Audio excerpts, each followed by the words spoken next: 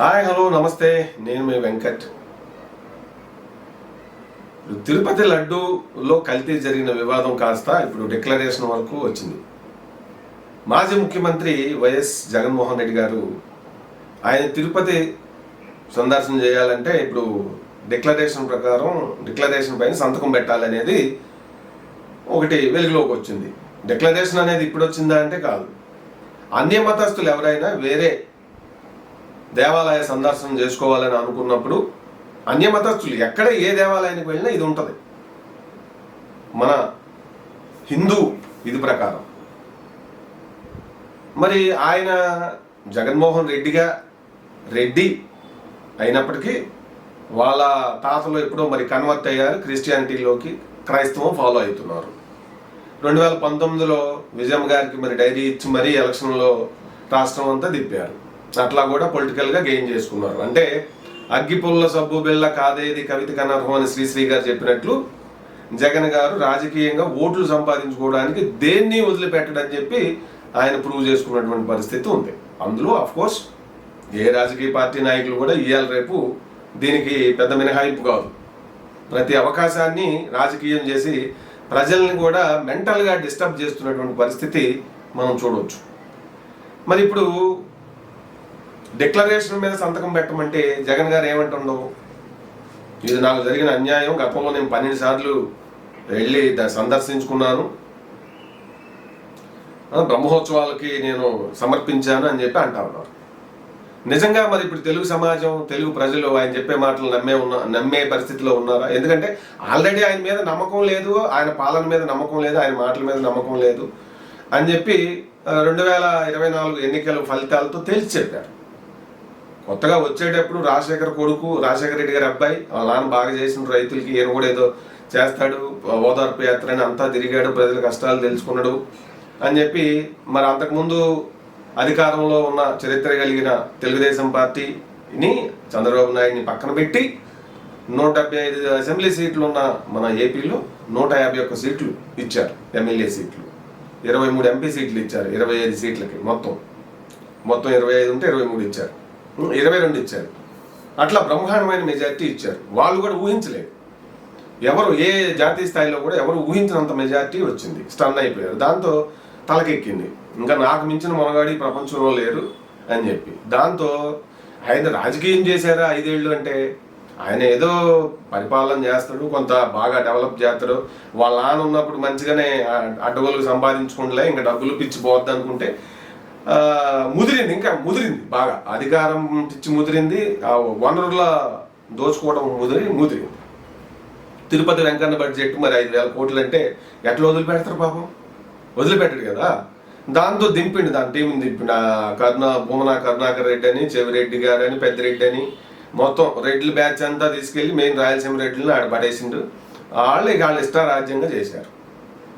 సరే, ఆ ప్రసాదాల జోలు కన్నా వెళ్లకుండా ఉన్నారా అంటే అది లేదు. దానికి అంతకుముందు వస్తున్న నందిని వాళ్ళ కాంట్రాక్ట్ని తీసిపడేసి ఎవరెవరినో పెట్టేసి మొత్తం మీద మరి వాళ్ళు తక్కువ రేటుకి ఇవ్వాలంటే ఎట్టిస్తారు? ఎవరైనా ఆలోచించండి. క్వాలిటీ మెయింటైన్ చేయడం అవుతుందా? అవ్వదు కదా. కాబట్టి వాళ్ళు ఏదేదో అది కలిపారు. అందులో ఆ జంతువుల కొవ్వులు కూడా కలిపారని చెప్పి ఇప్పుడు బయటపడతా ఉంది. నిజంగా ఇది కోట్లాది మంది మనోభావాలను దెబ్బతీయటమే కదా. నిజంగా ప్రజల ఫీలింగ్స్ పట్ల, ప్రజల మత విశ్వాసాల పట్ల ఏమన్నా బాధ్యత, ఏమన్నా కించిత్ అయినా ఒక అకౌంటబిలిటీ ఉన్న నాయకుడు చేసేటువంటి పనులేనవి. ఎంత దారుణమైనటువంటి ఆలోచన ధోరణి అది. ఎవడు ఎక్కడ పోతే నాకేంటి, మనకు డబ్బులు రావాలి, డబ్బులు కోట్లు కట్టాలి, దేశవ్యాప్తంగా ప్యాలెస్లు కట్టాలి, ప్రత్యర్థుల్ని కూకట వేళతో పెగిలించి వేయాలి, మొత్తం మన ఆధీనంలో ఉండాలి, మనం చెప్పిందే శాసనం అన్నట్లుగా సాగాలి. అదే కదా ఆయన యాటిట్యూడ్. 5 ఏళ్లలో ఆయన ప్రూవ్ చేసింది. అందుకే కదా మరి ఆయనకి కనీసం మరి అధికారికంగా ప్రతిపక్ష నాయకుడు హోదా కూడా ఇవ్వలేదు. మరి ఇప్పుడు పవన్ కళ్యాణ్, చంద్రబాబు నాయుడు గారు వెంకన్నను దర్శించుకోవాలంటే వాళ్ళకి డిక్లరేషన్ మీద సంతకం ఎందుకు పెట్టాలి? వాళ్ళు కొంతమంది వాదన జగన్ పెట్టాల్సి వస్తే వీళ్ళు కూడా పెట్టాలి. కానీ వీళ్ళేమో అన్య మతస్థులు కాదు కదా, ఎప్పుడు వాళ్ళు అట్లా వ్యవహరించలేదు కదా. ముఖ్యంగా పవన్ కళ్యాణ్ పెట్టాలని కొంతమంది మరి కరడు కట్టిన ఉన్మాదులు అంటున్నారు. ఏది ఈయన్ని వ్యతిరేకించే ఉన్మాదులు పవన్ కళ్యాణ్ గారు ఏమన్నా సెన్స్ ఉందా వాళ్ళకి అని నేను ప్రశ్న వేస్తున్నాను. ఎందుకంటే అసలు ఇప్పుడు ఆయన సనాతన ధర్మం సడన్గా సనాతన ధర్మం అంటూ మరి ఎందుకో పవన్ కళ్యాణ్ గారికి భక్తి పెరిగిపోతుంది. కానీ ఈ ఇష్యూగా మనం చూసినట్లయితే జగన్ గారు క్రైస్తవ మతాన్ని ఫాలో అవుతున్నారు, తప్పులేదు, ఎవరు వద్దనరు, అది ఆయన వ్యక్తిగతం. కానీ ముఖ్యమంత్రి అయింది కదా, ముఖ్యమంత్రి అయిన తర్వాత కోట్లాది మంది ప్రజల మనోభావాలు అనేది ఉంటుంది. ఇక్కడ మనోభావాలు పట్టించుకోకపోతే రాజకీయ నాయకుడు ఫలితాలు ఎలాగ ఉంటాయంటే 2019లో చంద్రబాబు నాయుడికి వచ్చినట్లు ఉంటాయి, 2024లో జగన్ గారికి వచ్చినట్లే ఉంటాయి. ప్రజలు, కేడరు, ఆ విశ్వాసాలు, నమ్మకాలు, మనోభావాలు, ప్రజలు ఏం ఆలోచిస్తున్నారు, ప్రజలు ఏమనుకుంటున్నారు, ప్రజల మనసులో ఏముంది, వాళ్ళ గురించి వాళ్ళ భావాల గురించి ఎంత అర్థం చేసుకుంటే అంత దగ్గర అవుతారు తప్ప అలా కాకుండా అధికారం ఇచ్చారు కదా ఇక మనకు ఎదురు లేదు, మనం మొనగాళ్ళు అనుకుంటే అది నడవదు. ప్రజాస్వామ్యంలో ప్రజలు చాలా తెలివిగా ఉంటారు, ప్రజలు ఆలోచన చేస్తూనే ఉంటారు. మా ఫీలింగ్స్ని పట్టించుకుంటున్నారా లేదా, పట్టించుకోకపోతే పెడేళ్ళ కొట్టి కింద కూర్చోబెడతారు. 2023లో తెలంగాణ ఎన్నికల్లో కూడా జరిగింది అదే. 119 తెలంగాణ నియోజకవర్గాల్లో చాలా చోట్ల ఆల్రెడీ 2 times వాళ్ళు గెలిచున్నారు, గెలిచి మోనార్కులుగా తయారయ్యారు, ప్రజలను ఇబ్బంది పెడుతున్నారు, భూముల విషయాల్లో దోచుకుంటున్నారు. వీళ్ళని మార్చుతుడు అని ప్రజలు అనుకున్నారు, తెలంగాణ ప్రజలు.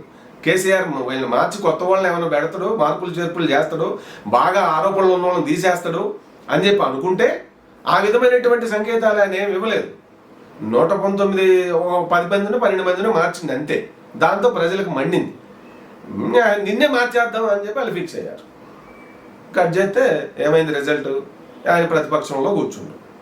గొప్ప విషయం ఏంటంటే మూడోసారి అయినా కేటీఆర్ అక్కడ ప్రతిపక్షంలో, అదే కేసీఆర్ ప్రతిపక్షంలో, బీఆర్ఎస్కి ప్రతిపక్ష హోదా ఇచ్చారు తెలంగాణ సమాజం. కానీ జగన్కి ఒక్కసారి పరిపాలనకే వైసీపీకి ప్రతిపక్ష హోదా ఇవ్వలేదు జగన్ గారికి. ఇది గమనించాలి, నోట్ దిస్ పాయింట్. అంటే ఆయన పరిపాలన ఏ విధంగా సాగింది అని చెప్పడానికి అది పెద్ద ఉదాహరణగా మనం భావించాలి.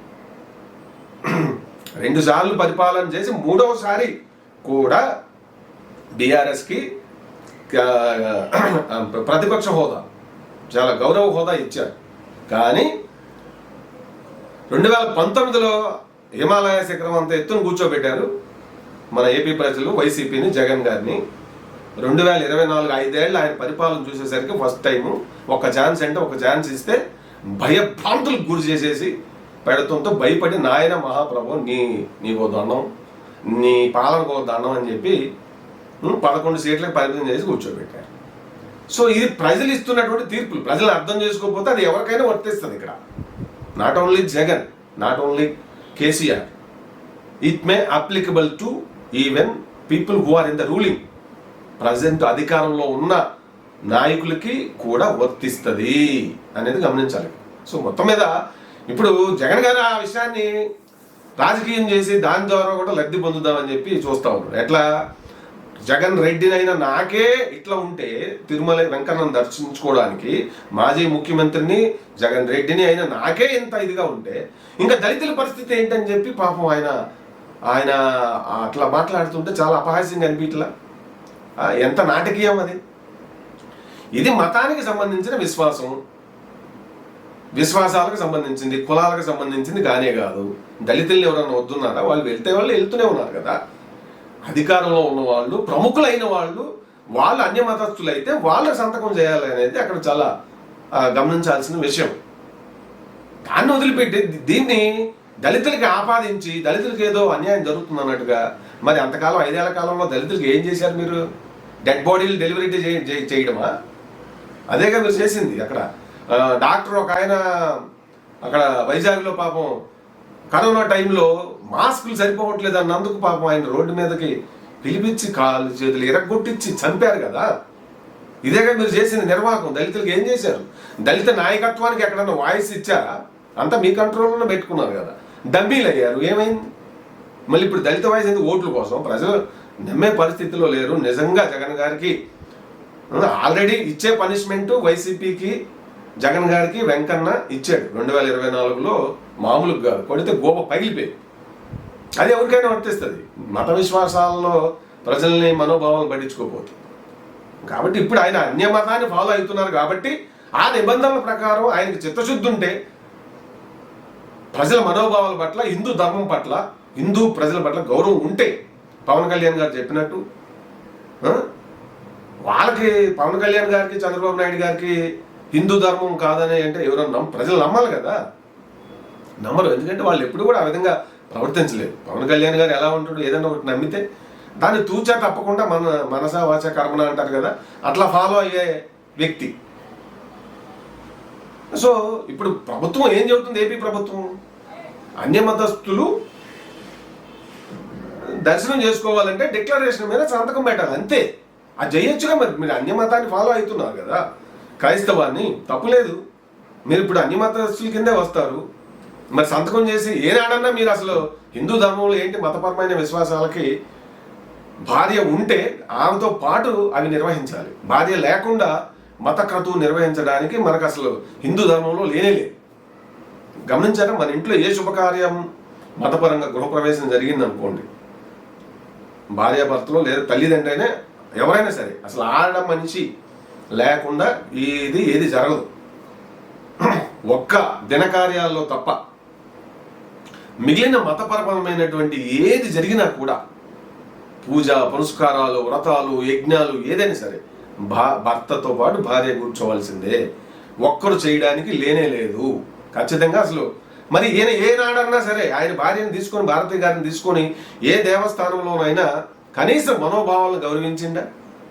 ఆమె సంక్రాంతి అప్పుడు ప్రసాదం ఇస్తేనే తీసుకోలేదు ఆమె, ఏది జగన్ గారి భార్య. అంటే వాళ్ళు అంత రిజిడ్గా ఉన్నారు. వాళ్ళు నార్మల్గా ఉంటే ప్రాబ్లం లేదు, కానీ ప్రజా జీవితంలో ఉన్నారు. ఒక పార్టీ అధినేత భార్య ఆమె, వాళ్ళు ఏది బిహేవ్ చేసినా ప్రజలకి వర్తిస్తుంది కదా, పట్టించుకోవాలి కదా. అదేమి లేకుండా చేశారు. కాబట్టి దీన్ని కూడా రాజకీయం చేద్దామని ఆయన సంతకం పెట్టకుండా, సంతకం పెడితే నిజంగా మరి ఇదైపోయినట్టుగా, తప్పు జరిగిపోయినట్టుగా ఆయన ఫీల్ అవుతుండ్రు. సో ప్రజల మనోభావాలు దానికి సంబంధం లేదు. కాబట్టి ఇటువంటి వ్యక్తులు, ఇటువంటి నాయకులు మరి రాజకీయాల్లో ఉంటే ప్రజలకు ఒరిగేది ఏంటి అనేది ప్రజలకు ఆలోచించుకోవాలి. మొత్తం మీద అయితే అది డిక్లరేషన్ ఇష్యూని కూడా ఈయనకి, జగన్ గారికి వెంకన్న పట్ల కానీ, మతం పట్ల కానీ, హిందూ ధర్మమే కాదు అసలు ఆయనకి క్రైస్తవం మీద కూడా నమ్మకం ఉందనేది నేను అనుకోవట్లేదు. సో కాబట్టి ఆయన సంతకాలు చేయటం ఇది చేసినా కూడా ఆయన నిజంగా ఎవరు నమ్మరు. సో మీరేమనుకుంటున్నారు ఈ విషయం పైన వ్యాఖ్యానం చేయండి.